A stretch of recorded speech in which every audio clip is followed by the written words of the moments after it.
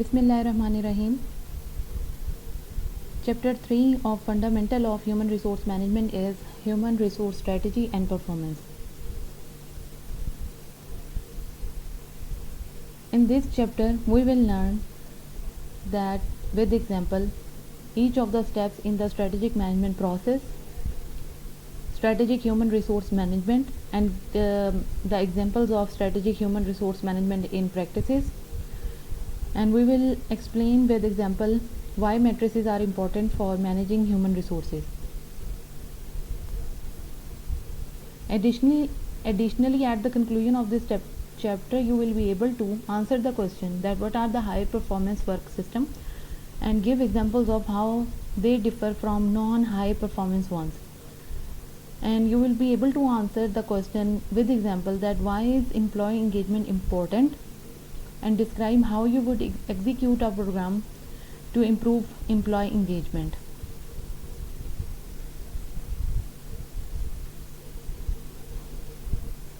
Explain with examples each of the steps in the strategic management process. In this chapter, we will discover basically how managers formulate, implement, analyze, and evaluate results of human resources strategic management processes. However, we will first look at the basic management process. The strategic management process is including these goals, forecasts, plan, hierarchy of goals. A strategic plan is the company's plan for how it will match its internal strengths and weaknesses with its external opportunities and threats in order to maintain a competitive position. Here is to consider these four things: that the strength and weaknesses are the internal things for the company, and the externally we will see the opportunities and the threats that the company is facing for the competitive advantage. Based on this plan, the human resource manager formulates human resource policies and practices that aim to produce the employee competencies and skills the company need to achieve its strategic goals. The basic management planning process consists of 5 steps. First, like setting goals, then making basic planning forecasts, then reviewing alternative courses of action, then evaluating which options are best, and then choosing and implementing your own plan. A plan is a device that shows the course of action for getting from where you are to the goal. It is basically the traditional to view the goals from top of the firm down to the frontline employees as a chain or hierarchy of goals. Policies and procedures provide the day-to-day guidance employees need to do their job in a manner that is consistent with the company's plan and goals. These policies and procedures set broad guidelines to assist the employees in proceeding anything. In this slide, we have a sample hierarchy of goals diagram of a company. Let's view this. As you can see that on the top of this hierarchy there is a president, and below there are 3 vice presidents. These vice presidents are from different areas like vice president of sales, vice president of production, and vice president of human resources. These all vice presidents are managing all the things, all the line managers below them, like vice president of sales is managing sales manager south region, sales manager east region, and sales manager west region. And vice president of production is managing nothing, like he is only the vice president of production and overlooking the production department. The vice president of human resources are looking and leading the recruiting manager and the training manager.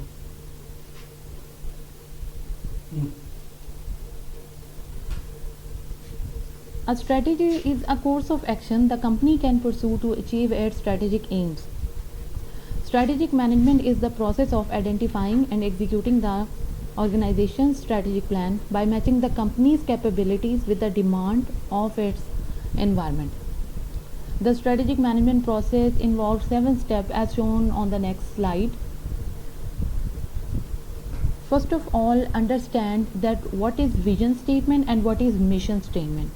The main difference between these two is that the vision statement is the broader view, like what an organization want to see himself like in 10 years, and the mission statement is that what are your short term plans, that what you will be doing in the end of this year or the end of the 2 years. Vision statement is a general statement of the firm's intended direction that shows in broad terms what we want to become, and a mission statement summarizes the answer to the question, what business are we in?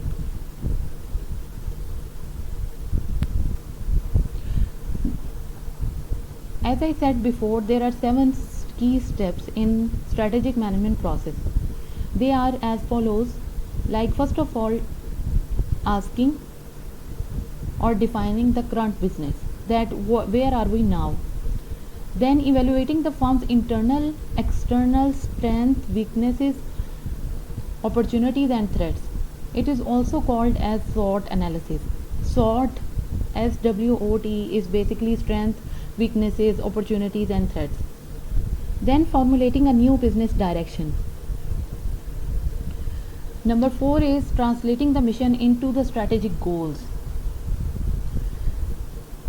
Basically, mission is something in the subjective, like in the subjective thing, and when you converted your mission into goals, for example, you said that you want 50% increase in sales, then it become your goal. When you objectify your mission, it becomes the goal. Number 5 is formulating strategies or courses of action. Number 6 is implementing the plan, and number 7 is evaluating the strategic plan by looking at the performance.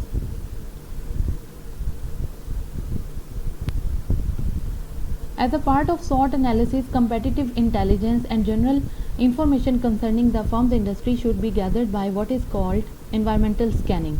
Here is a sample you are watching. It is a worksheet for answering key items in conducting the SWOT analysis through environmental scanning. The SWOT analysis matrix involves these items to investigate under each SWOT area. As I said before, that SWOT is comprises of the strengths, weaknesses, opportunities and threats. As you see that in strength there are written market leadership, strong research and development, high quality products, cost advantages and patents. Potential weaknesses are large inventories, excess capacity for market management turnover, weak market image and lack of management depth. Potential opportunities can be new overseas market, failing trade barriers, competitor failing, diversification, economy rebounding. Potential threat can be market saturation, threat of takeover, low cost foreign competition and slower market growth and growing government regulation. There are 3 types of strategies. We will discuss it one by one. That a corporate, first one is the corporate level strategy. It is the type of strategy that identifies the portfolio of businesses that in total comprise the company and the ways in which these businesses relate to each other. For example, there is a construction or a single business corporate strategy that offers one product service in one market only, and there is another diversification corporate strategy. It means that firm will expand by adding new product lines. Diversify means that you come up with the new things. For example, you just do not comprises of only on one product, you make new products too. Vertical integration strategy means the firm expand by producing its own raw materials, for example. And a consolidation strategy is when the company reduces its size And a geographic expansion means the company expands location abroad, like geographically it expands its business. Then comes the competitive advantage. Competitive advantage is basically any factor that allow an organization to differentiate its product or services from those who are its competitors to increase market share. And competitive strategy is a strategy that identifies that how to build and strengthen the business long-term competitive position in the marketplace. These standard competitive strategies are three. First one is cost leadership. Cost leadership means becoming the low cost leader. As we see in the world, then there are many companies that have these competitive strategy like cost leadership. For example, in the case of Gillette laser, its price is very low, but it's very unique, and it is a very powerful competitor for any company. The second strategy is differentiation. It means the firm is unique in the industry, that there is no one or no one can make the copy of that product. We can say that iPhone Apple is doing this differentiation strategy. The third competitive strategy is focus strategy. As the name depicts, it means where firm has carved out a niche and serves a smaller target market. A functional strategy is department's functional strategy, which identify what the department must do in terms of specific departmental policies and practices to help the business accomplish its competitive goals. In this slide, we have pictured the graphic of the type of strategies at each company level. For example, here is an organization. On the top of it, the executives are doing corporate level strategies.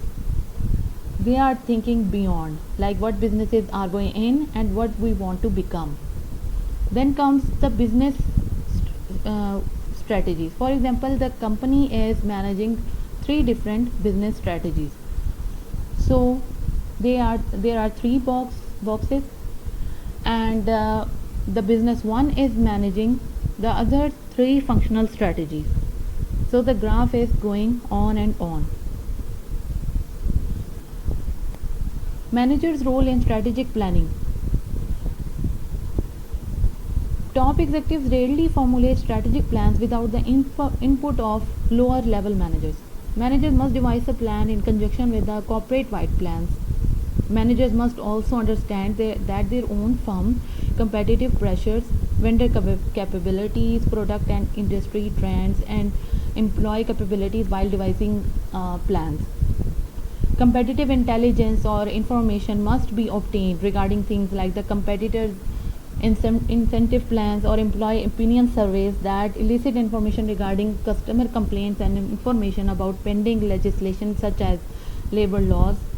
Human resource personnel generally provide a lot of this information. Understanding the firm's strengths and weaknesses is crucial for managers.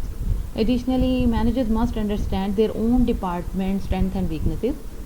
HR managers should be the masters of information about their own firm's employees' strengths and weaknesses. In devising the firm overall strategic plan, managers must involve themselves in frequent meetings and discussion among and with the top and lower level managers.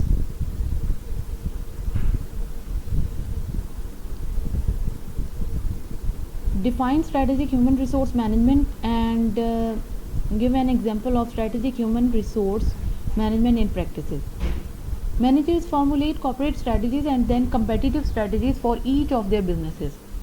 We will now look at the human resources side and their part in the competitive strategies of the firm. What is strategic human resource management? It means that formulating and executing human resource policies and practices that produce the employee competencies and behaviors the company needs to achieve its strategic aims. The aim of HR should be to produce the employees' skills and behavior that the company need to achieve its strategic goals. The next slide will show you that the graphic depiction of the HR strategic model. This slide shows a graphic model of the human resource strategy. First, as you see, that management formulate the strategic plan and goals. In turn, executing these plans and achieving these goals depend on having the right mix of employee competencies and behaviors.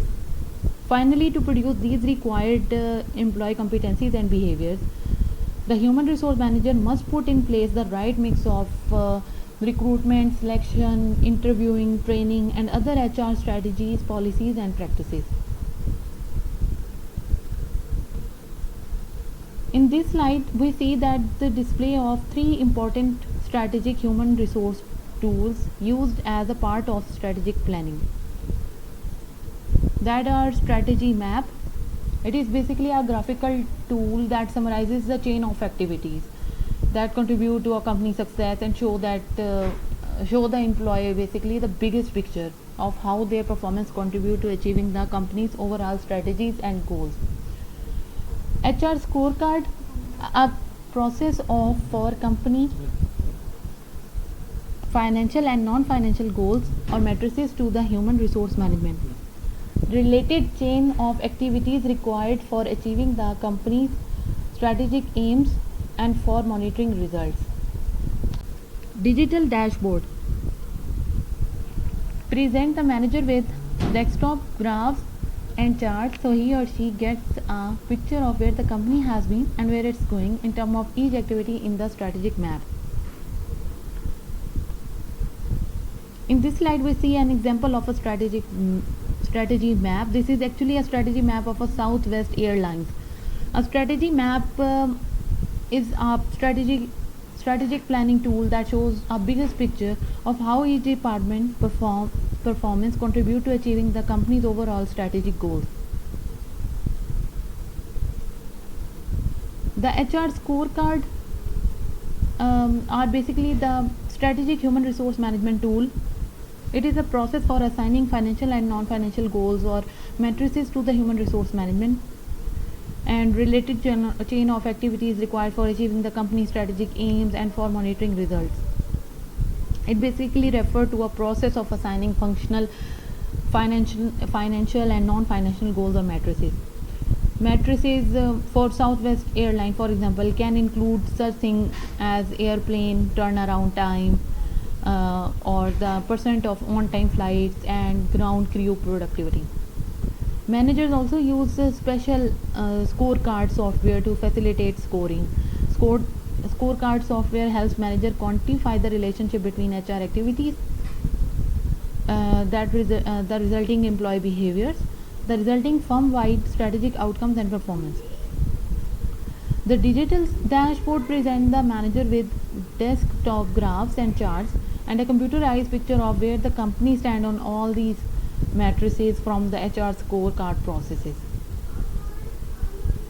These are the tools that the HR manager can use in the organization. Now, HR matrices and benchmarking. Being able to measure what the company is doing is an integral part of human resource strategy process. Human resource managers use many such measures of matrices. In the next slide, we will see that with example or in detail of matrices used in the various areas of organization. Benchmarking is measuring how one is doing against the best in that area. For example, high-end retail clothing company might compare their data against the industry best company in order to effectively plan their corporate strategy. Benchmarking also provide only one perspective on how the company human resource management system is performing. Strategy-based matrices focus on measuring the activities that contribute to achieving company strategic aims. This might mean something like the strategic HR matrices of 100% employee testing or 80% guest return and 40% incentive pay as a percent of total salary. Workforce or talent analytics mean using special software application to analyze human resource data and to draw conclusions through it. Data mining shift through huge amount of employee data to identify correlations that employers then use to improve their employee selection and other practices. Data mining is also the set of activities used to find new, hidden, or the unexpected pattern in the data. In this slide, as you see, here is an example of customized human capital benchmarking matrices used in this report. This information is basically obtained from Society for Human Resource Management website, SHRM.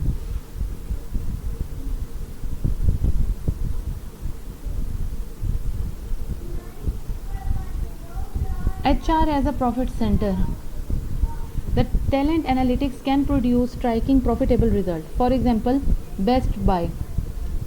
It is a huge company used talent analytics to determine that a 0.1% increase in employee engagement led to more than $1 lakh rise in the store's annual operating income.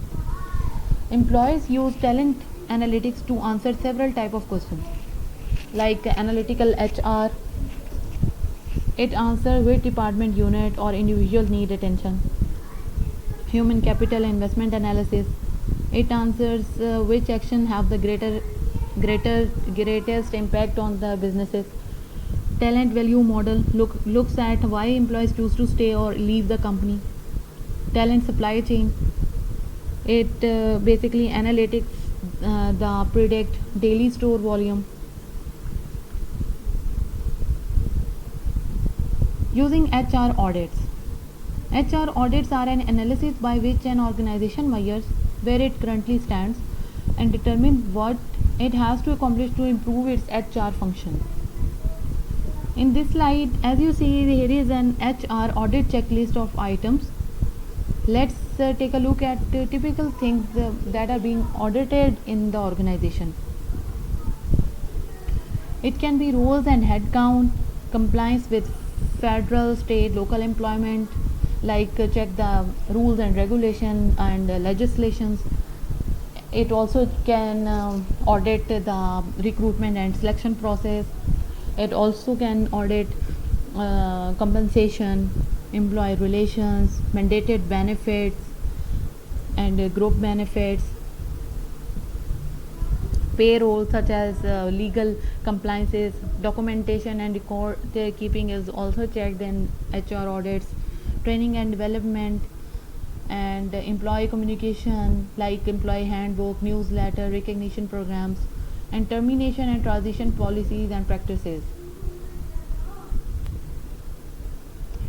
Evidence-based HR or evidence-based human resource management is basically using the data, facts, analytics, scientific documents, critical evaluation, and critically evaluated research case studies to support human resource management proposals or the practices, decisions, and conclusions. In a way, management must think like a scientist and be objective when looking at the current status of the organization. This is also like being realistic as to what the data values reveal. The manager must also experiment as the scientist would. This means that a manager must implement a plan on much smaller scale with a few employees to make sure that the plan will work prior to the plan being implemented on the company as a whole or the company wide. Taking these steps will help the manager predict outcome, and matrices also help the future with the future prediction. For managers in companies such as Sears or the Home Depot, the point of being scientific is to make better decision by forcing the managers to gather the facts or data. For example, is our employee sales incentive plan really boosting appliance sales or not?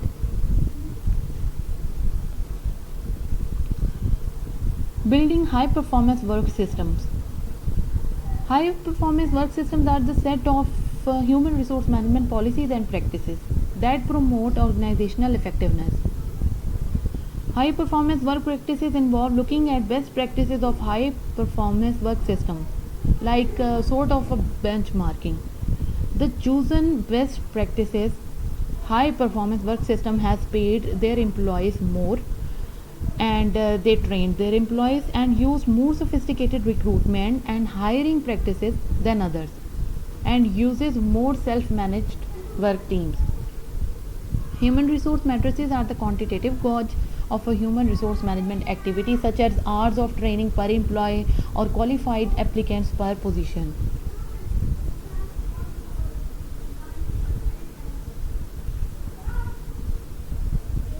In this slide, we see a juxtaposition of comparison between high performance company practices and a low performance company practices in the areas of recruitment, selection, training, appraisal, pay practices, and other practices.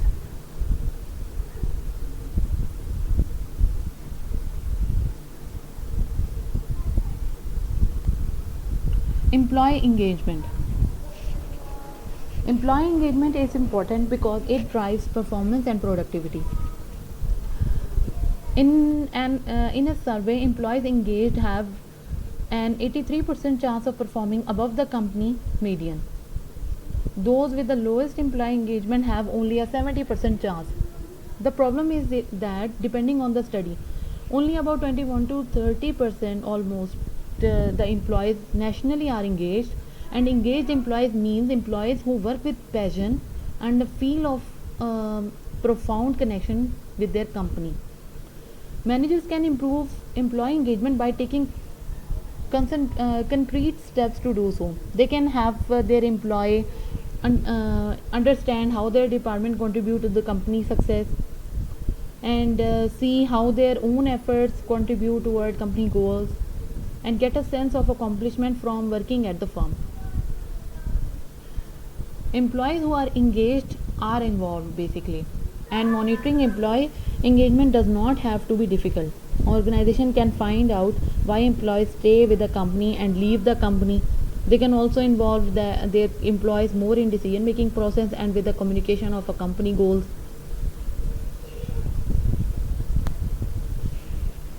Employee engagement guide. Kia Motors today is a successful automobile manufacturer employing tens of thousands of employees around the world. They are also famous for their 10-year warranty and for the quality and value of their product. However, Kia once experienced bankruptcy and was purchased by Hyundai, and it was since turned its program around by focusing on improving operating performances. After several years of improving operating condition under Hyundai, Kia ran into problems such as the credit tightened and consumers cut spending around 2006. The Kia CEO then laid out a strategy for dealing with intense global competition and turnover issues. At that time, direct cost to the company from the 31% turnover alone was estimated at about 600,000 British pounds, like $1 million. We will now discuss the new HRM strategy of Kia.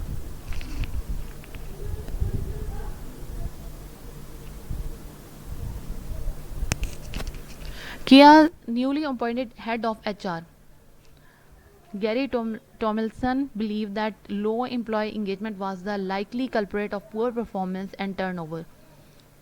He also identified that poor communication among employees and the poor morale that resulted in this stuff.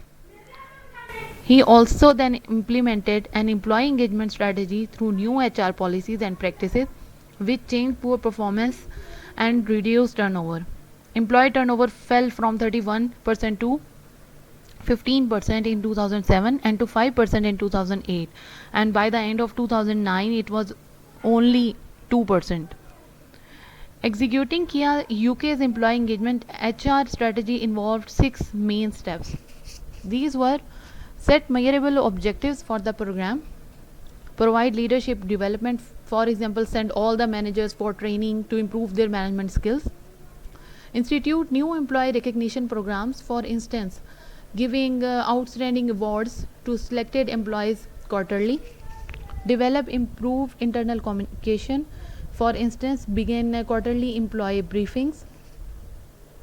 Institute a new employee development program. For instance, using the company's appraisal process to identify employees' training needs and to create training plans for each employee.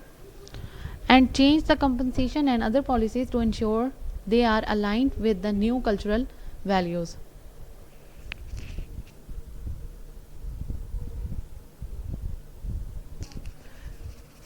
In this chapter, we have covered and discussed the following areas. The strategic planning is important to all managers. Each function or department needs its own functional strategy. The manager will want to gather and analyze data prior to making decisions. High performance work system is a set of HRM policies. Employee engagement is important, and HR strategy involves 6 steps.